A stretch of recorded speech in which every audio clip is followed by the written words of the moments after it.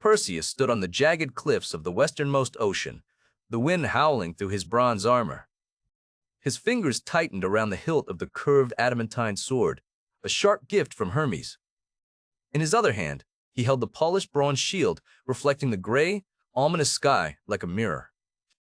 He knew that a single direct glance at the creatures ahead would instantly turn his warm flesh into cold stone. Deep within the cavern of Cythine, three monstrous shapes stirred in the heavy, sulphurous gloom. These were the Gorgons, ancient sea-born abominations covered in impenetrable metallic scales. The eldest sister, Steno, rose first, her massive bronze claws scraping loudly against the stone floor. Her tusks flashed like a wild boar's in the dim light, and her ruby-red eyes scanned the darkness for intruders. Beside her, Uriel let out a piercing, glass-shattering shriek that echoed through the damp cavern. The sound alone was a weapon, enough to curdle the blood of any mortal warrior who dared enter. But it was the youngest sister, Medusa, who drew the Bonstun's focused attention through his shield. Unlike her immortal sisters, Medusa's face still bore the haunting, twisted traces of her former human beauty. Where silky hair once flowed, a shifting mass of venomous, emerald-green vipers hissed and writhed fiercely. Their small fangs dripped with a burning fluid that hissed as it touched the limestone earth. Perseus turned his back completely to the sisters, raising the bronze shield to capture their movements. Through the metal reflection, he watched the deadly trio glide forward, their golden wings catching alight. Steno lunged, her iron hands smashing the boulder right where Perseus had been standing a second before. Perseus leaped backward, tracking her heavy, monstrous footsteps solely by the sharp ring of his shield. Uriel followed, her razor-sharp claws narrowly missing the plumed crest of his divine helmet. The stench of rotting fish and snake venom filled the enclosed space, making it hard to breathe. Medusa crept closer, her slithering shadow lengthening across the mirrored surface of the bronze. She knew she was mortal, yet her petrifying gaze had never failed to stop a beating heart. Perseus waited for the exact heartbeat when the snakes on her head parted, exposing her pale neck. With a swift, blind backward strike, the adamantine blade cut through the air in a perfect silver arc. The sword sliced clean through the thick scales, severing Medusa's head from her shoulders in one blow. Dark, cursed blood erupted from the wound, staining the cavern floor, a deep, unnatural crimson. From the pooling blood, a magnificent winged stallion, Pegasus, suddenly sprang forth into the air. Beside the horse stood Chrysaor, a giant wielding a golden sword, born from the same tragic demise. Perseus did not stare. He quickly stuffed the severed head into his sacred cabyce's pouch without looking. Even in death, those dead, unblinking eyes retained the power to turn empires into static monuments. The two remaining sisters realized what had happened and unleashed a synchronized scream of pure rage. Their golden wings beat furiously as the airborne tracked the scent of their sister's fresh blood. Steno's metallic talons ripped through the air, inches away from the fleeing heroes retreating back. Uriel's heavy scales crashed against the cave entrance, sealing the path with falling rocks. But Perseus donned the dark helm of Hades, instantly vanishing from their sight into total nothingness. The invisible hero sprinted past the flailing, blind fury of the immortal monsters into the open air. Behind him, the snakes on the severed head thrashed frantically inside the thick leather bag. He flew high above the churning waves, leaving the screams of the remaining Gorgons far behind him. The cold wind bit his face as he held the heavy, dangerous trophy close against his chest. He had survived the gaze of the Gorgons, but the curse of their blood would follow him forever. Perseus flew with great speed, using his winged sandals, hovering high above the barren African deserts. As he flew, large drops of dark blood leaked from the porous bottom of the leather cabyce's pouch. Each heavy crimson drop touched the hot, golden sand and immediately transformed into a writhing viper. The desert floor soon swarmed with thousands of new, venomous snakes born directly from Medusa's curse. The invisible hero looked down through the clouds, watching the ground crawl with deadly, hissing life. He pressed onward, his eyes scanning the horizon until he spotted the massive kingdom of King Atlas. Atlas stood tall as a mountain, guarding his sacred orchards filled with glittering, golden apples. Perseus approached the Titan and politely begged for food and shelter after his exhausting, perilous journey. But Atlas remembered an ancient prophecy, warning that a son of Zeus would one day steal his gold. The giant roared in anger, driving the small hero away from his borders with a massive bronze club.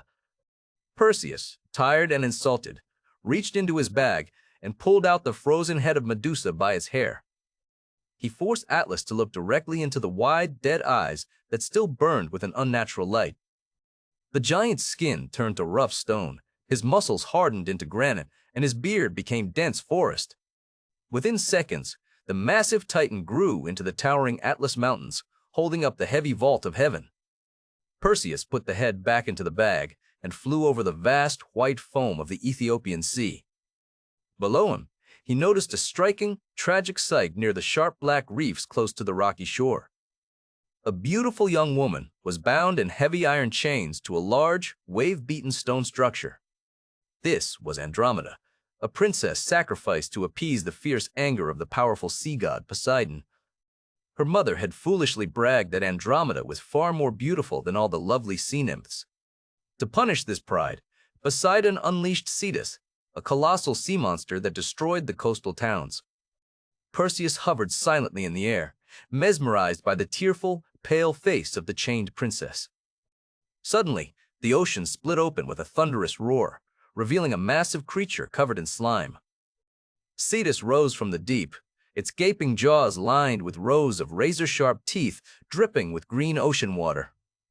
The beast surged forward toward the rocks, its heavy tail whipping the water into a wild, frothy frenzy. Andromeda screamed in pure terror as the shadow of the giant Leviathan fell completely over her body. Perseus dropped his dark invisibility helmet and swooped down like a fast hunting eagle from the sky. He drew his sharp curved blade, slashing deeply into the monster's thick shoulder scales as he passed.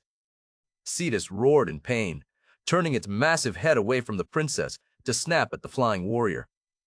The beast lunged out of the water, its jaws closing inches away from Perseus's flying wing sandals. Perseus realized that his physical blade could not easily penetrate the thick armor of this giant beast. He hovered directly in front of the monster's massive black eyes and reached deep into his leather bag. He pulled out Medusa's head once more, thrusting it forward into the direct path of the charging Leviathan. The creature's eyes locked onto the snake-haired trophy, and its massive body froze instantly in midair.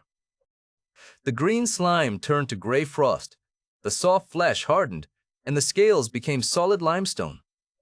The massive weight of the stone beast crashed heavily into the sea, breaking into pieces on the reef. Perseus flew to the rocks, using his sword to shatter the heavy iron chains binding the princess. Andromeda fell into his arms, trembling with fear, but safe from the horrors of the dark deep sea. The king of Ethiopia celebrated the victory, offering his daughter's hand in marriage to the brave hero.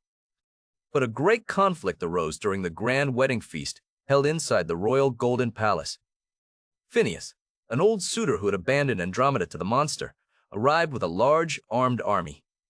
He demanded his bride back, ordering his ruthless soldiers to attack Perseus right at the dinner table. Spears flew through the crowded hall, shattering wine cups and tearing through the heavy tapestries. Perseus fought bravely, blocking several iron blades with his small bronze shield, but he was outnumbered. He realized he could not defeat an entire army with just a single curved sword in his hand. He shouted a loud warning to his allies, telling them to close their eyes and look away immediately. He raised the snake-haired head high above the crowded room, letting its curse fill the grand hall. Phineus and his 200 soldiers stiffened instantly, turning into a collection of pale stone statues. With his new bride by his side, Perseus finally returned to his true home on the island of Seriphos.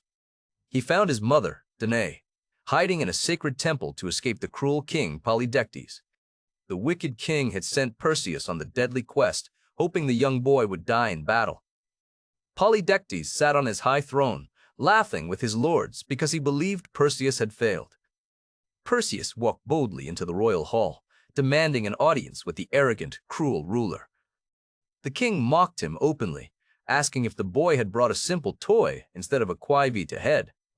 Perseus smiled coldly and announced that he had indeed brought exactly what the king requested. He pulled Medusa's head out for the very last time, holding it high under the palace torches. The laughter died instantly, as the king and his court froze into cold, unmoving stone pillars. Perseus carefully wrapped the dangerous trophy back in its leather bag, its dark work finally complete. He traveled to the grand temple of Athena to return the divine weapons he had borrowed from the gods. He presented the severed head of Medusa to the goddess as a token of gratitude for her protection. Athena took the snake-haired trophy and permanently pressed it onto her sacred, protective breastplate. The dead eyes of Medusa now guarded the goddess of war, a permanent shield against all future evil. Perseus stood on the cliffs one last time, looking out at the peaceful, sunlit blue sea below him. The weight of the curse was gone from his hands, leaving only the quiet wind and his own thoughts. He had conquered the terrors of the night, turning the ultimate weapon of fear into a symbol of peace. The story of the three sisters was over, carved forever into the stone foundations of the ancient world.